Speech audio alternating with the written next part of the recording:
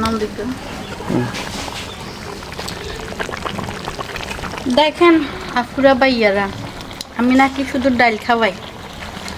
এখন গরুর মাংস রান্না করতেছি না করলে তো বুঝেন তো ননদেরা জামাইয়ের বোনেরা অনেক কথা বলবো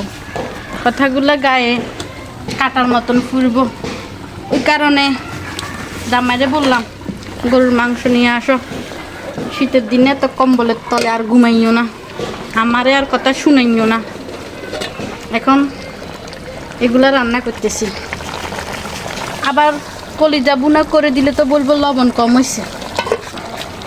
তাই কারণে রান্না করার পর এরকম করে একটু লবণ দেখব এত বক্তব্য দেন যে আপনার নামটা একটু বলেন নামটা একটা পদবি আছে বলতে গেলে আমাকে এখন সবাই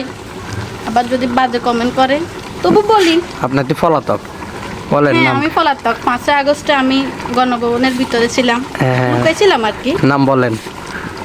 স্পিকার ডক্টর শিরিন শারমিন চৌধুরী কোথায় ছিলেন গণভবনের ভিতরে লুকাইছিলাম আসলে